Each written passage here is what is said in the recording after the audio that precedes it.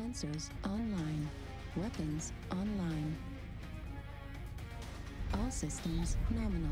Alright, ladies and gentlemen, SideStrafe back with some more MechWarrior Online. And, you know, I had actually recorded this with live commentary. Unfortunately, there was an audio mix-up, and I lost all of that. So, anyways, it's post-commentary now. We're going to just take a look at two BlackJack 1 matches. The first one in a familiar map, and the second one will feature Viridian Bog, which is of course the new swamp-like map. I'll have a few things to say about it. Obviously, you know that I'm probably MechWarrior Online's biggest aesthetics critic. Not just maps, but aesthetics in general. Anyways, this video I kind of want to talk about the BlackJack 1. Obviously, we've had some quirks added to Innersphere mechs, thank goodness. I haven't really kept up on patch notes as of late, so I don't know if they've reversed anything. I hope not, because I really like the quirks. I think that that was a step, actually a few steps in the right direction. So as far as I know, the BlackJack seems to be performing pretty well. The rate of fire on the autocannons is a lot better, and that was one of the biggest issues that it faced when they nerfed the autocannons originally. It used to have this wicked rate of fire, and then they just dumbed it down. And this loadout here was pretty much useless. Now it is kind of back to just being a supportive mech, in that you're going to use your autocannons at extremely long range to just pin the enemy, keep them moving back instead of forward. Distract them, blind them, all of the above. And of course you can use it at, you know, other ranges, but I do have advanced zoom equipped to allow me to, you know, scope out the enemy at great distances, maybe maintain some accuracy. This match here was mostly a warm-up, so I'm a little rusty, and I hadn't played in like a week or two, but it was just one of those things where my normal instincts kick in, and it just becomes about sticking with the team and maintaining fields of fire, utilizing cover as much as I can. You'll see me switch between vision modes, thermal and night vision at different distances. Obviously, night vision here helps you see a little further out sometimes, as this map can be kind of dark in some areas. But thermal, of course, for close quarters, medium to short range. But here I'm just watching this left side. I'm thinking, okay, they got missile boats probably hanging out in the back there. There's their scout. I don't actually fire at him, mostly because I think that I'm going to miss, and two, because I feel that we'll just give him a little bit of a safety net to feel like he's going to be okay. Because right at that range, AC2s, it's not even worth it. You know, it's not even worth wasting the ammo. So, again, this is not my heavy damage dealing mech. I can probably out damage this mech in a Raven 3L easy. This is just my suppression fire mech. Got medium lasers to back me up, but this is kind of like a saw gunner in an infantry squad, if you think about it. He's just going to lay down suppression fire, keep the enemy pinned all the time. Do damage when you can, obviously, at medium ranges, but really you're just, again, keeping people pinned down. Now look at this guy. That's a direwolf. Put rounds into his face, he backs off. It's just the psychological effect that autocannons have. You're just getting disrupted. You're shaking a little bit there. You're getting hit by this stuff. You don't want to deal with that. Even though he could have come around the corner and perhaps just alpha'd me a couple of times. You know, this mech does have the XL, so you don't want to get into a brawl with it. Now this guy here, I was having trouble with. I just couldn't hit him. My first match of the day, usually my reflexes are just absolute garbage, and I think it's just one of those things where I need about 30 minutes to an hour warm-up time, and that time will probably increase as I get older, but it's just the way it is. So that's why I like playing with the Raven, because I feel like most people can't keep up with it regardless of my warm-up time or not. But anyway, in this situation here, trying to back up a friendly, he's taking fire, he runs off, and I'm thinking, okay, what are you gonna do, buddy? What are you gonna do? I know I can see right through. I'm thinking, well, I could shoot him there. I'm gonna test with the lasers, but yep, I figure it's not going to go through that geometry, so I give up on that and let them have it where I can. Now, I don't want to go toe-to-toe with any of these mechs. I'm not going to survive, especially if it's a heavily armored clan mech. And so I'm thinking about where the team's at, always looking at the minimap. Very important that you pay attention to your surroundings. See here, I'm just looking for areas that I can cover. And I'm thinking that guy's going around. And we have one guy there, and there he is. He pops out. Let him have it. Missiles, torso twisting there. Spread that damage around. I do have radar deprivation loaded up, so we can try to evade. And his attention is on our friend. Getting some shots out. Switching over to thermal. Easier to see the target. Letting him have it on the other one. You can see my heat rising here, though, because I am using a mixture of weapon systems. Now I'm just sticking with autocannon. And we finish him off there. So, fantastic use of cover and high ground there. We predicted the enemy's movement around, and we ran. We didn't stick around. We didn't chase. We fell back. And there's nothing wrong with falling back.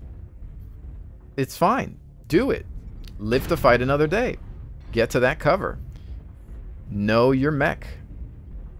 Now at this point, just seeking out the remainder of their team.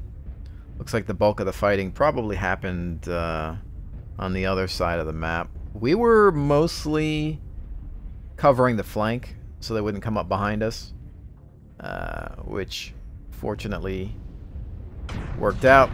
Now this guy, I can't hit him. It's as simple as that. That's that new clan light mech, I think, who can jump across half of a planet, I believe. Got some mad jump jet skills. But yeah, this is just an example of me needing that warm-up time. And it's like, oh, he's damaged. I think I can finally hit him. Oh, but it was good fun, though.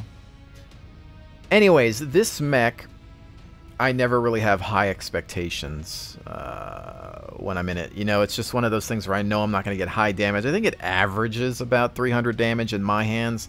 I've had some higher damage games, 400, 500. Maybe there was a 600 game one time, but it doesn't happen often, and the only time that would happen is if I'm in a battle where I'm just dealing with many targets out in the open. But again, when I'm in this, it's mostly because I'm trying to perform a supportive role. Covering fire, suppression, all of the above. So from here, we're going to go ahead and hit the MechLab. For those of you that are new to the game and wondering about this build, we'll show that off. Alright, so this is nothing new. I didn't come up with this. This has been around for years. But this is it. This is how I run it. I don't know if people do anything different with it. XL engine, as you can see, I was pointing out in the video, dangerous thing to have. I'm not usually a fan of having one on a medium mech, especially, but this is a mech that is designed to shoot and scoot at long ranges. That torso is a fairly decent sized target, but the masterpiece is, of course, the high-mounted weapons. You can see there I was actually highlighting your body, which is the part where you're able to cover. You've got the high-mounted weapon systems. Everything else you're going to be able to keep under cover of a building or a mountain or whatever. You've got your medium lasers there for some backup fire. But really, it's all about the autocannons and using them to fire from a leg-down position, if you will. But modules we'll take a look at here as well. And advanced zoom, I like it for sniping and reconnaissance as well. I think it's more than just a sniping module. And then I've got medium laser range and autocannon range to help me with a little bit more damage and potency at distance. And then, of course, the UAV. So there's that. Hopefully it helps if you're interested in this kind of a build. Again, this isn't going to be a mega damage dealer, but it is fun. I think with the new rate of fire quirks on the BlackJack 1, it is a far more satisfying mech and does have an advantage over quite a few others. So we're going to go ahead and hit up another match. Reactor online. Sensors online. Weapons online. All systems nominal. Alright, and we are back on Viridian Bog. This is, of course, PGI's new map, and it's using brand new assets, meaning new textures and models for trees and things like that. A lot of the time, most of the time, PGI recycles art assets, so they'll make one map from scratch, and then they'll reuse stuff from that map, so you'll see the same buildings over and over again, used on different maps, cars and trees and things like that. They just basically have to copy paste in other levels. But this one is a new from scratch level, which takes them more time to develop. The reason they recycle things is for time savings, but it's kind of lazy. I think that PGI still needs to hire a dedicated and far more talented map team. No disrespect or offense intended, I'm just being honest. I think the layout of this map is good. I just think that aesthetically it's, you know, it's still just not taking advantage of CryEngine. And I've seen plenty of mods and titles utilizing CrySDK, and I know that this can do more. But really it just comes down to scaling, texture work, and color usage.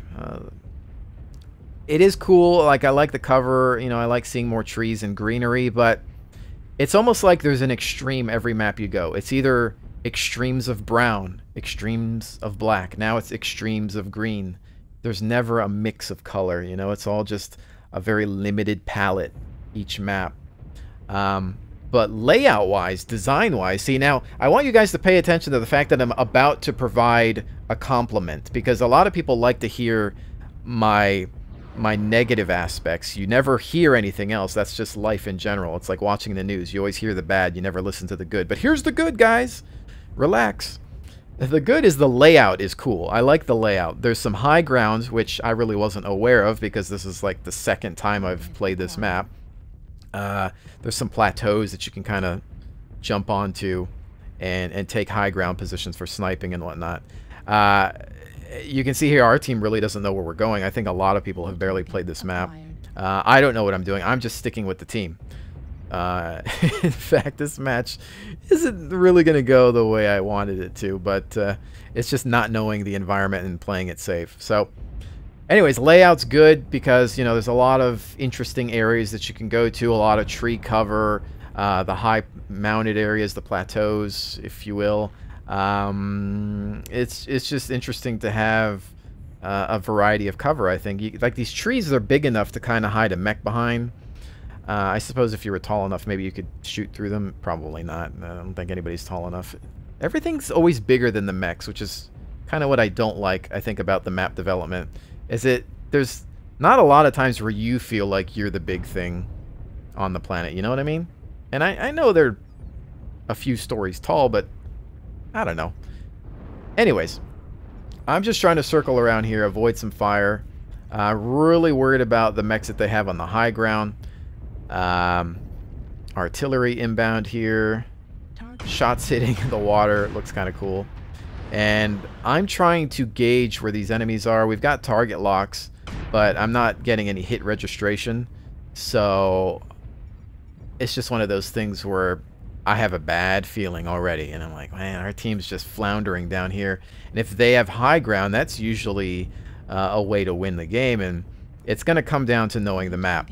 I have a few targets down there, and I'm just trying to think to myself, okay, where can I go? How can I make a difference? And I'm already taking way too much damage. Whatever missiles just hit me hurt quite a bit. You can see my arm not doing too well. And I always feel really bad about where the game's going to go when I take too much damage early in the match. And so I'm just trying to look down these bottlenecks. I'm thinking about how the team's moving. I'm looking at the fire going back and forth. I'm thinking about going around here. Always watching that mini-map. Don't want to get separated, but this is just not looking good because we notice that they have those high grounds. Another cool thing you can kind of see there is there's like these giant crab carcasses or something like that in the background there, which is kind of neat. And again, I like the idea behind the map. Okay, I like the location. I like that it's lush and filled with foliage. It's nice in that respect. In fact, it's probably one of their coolest maps. It's just, I'm gonna be super picky about everything in life because that's how you improve. You don't just baby development. You go at it. Shots out, long range, couple of hits, not much. Taking a look at this tree cover here, seeing if I can hide behind it. Staying in the back as much as I can, but they're on to me, missing all of those shots there. I remember saying in the live commentary that my mouse sensitivity was way too high, especially when you go into advanced zoom. I needed to lower it there, but we're down 3, and you're about to see why this match falls apart. It's because of these smart guys up top. That high ground is crucial in their success, I think, and it's just one of those things where I didn't know the map. I don't know how to get up there. I do have jump jets on this thing. I don't know the quickest way to the top. I probably should enter the testing grounds and load up the map and just try to explore a little bit. Somebody's crazy monkey war horn there, or whatever that is. And I'm just looking up above, seeing if there's anything that's going to grab me in the back. And trying to just hold my own here. I don't really have a lot of choices, you know. We're starting to drop. And it's fun in a way to not know a map. That might sound crazy, but it changes the way you play the game. You definitely have to think on your feet a lot more. But here you can see we got some more high ground targets. And oh, just an Atlas. I throw some rounds at him. For some reason, he doesn't seem to notice me. I run away. I've got a bad center torso. I'm just going to try to flank. Maybe get him from behind here. Notice him. But oh, look, we got a little friend. Goodbye. At least we took something with us. I'm happy if I can take something with me. But just want to sneak around here in the back. Keeping the wall close to me on the left so that the high ground targets can't get me. Helping to bring down the Atlas. Commando in the distance. I'm thinking to myself, please let me take one more out or something. Let me do some damage. And there's another one down, but I'm starting to see all that red. And guess who is the last one? SideStrafe as usual. Well, there's a stalker. I'm stuck a little bit here. And that is that. So, interesting map. I do like the layout. I think aesthetics will forever be a problem for PGI. But, you know, hey, what are you going to do? I think it goes beyond me needing to critique stuff. I think the community has to have some higher standards as well. And if they don't, then there's nothing that I can do. It's a pointless crusade. So anyways, not a stellar match. We lost it, but it was, I think, a good example of how playing a new map can change the gameplay dynamic. And even though I lost, it was still kind of fun. I got a couple of good hits in there. So that is that. Anyways, ladies and gentlemen, I want to thank each and every one of you for joining me, as always. And with that, I will definitely see you on the next one.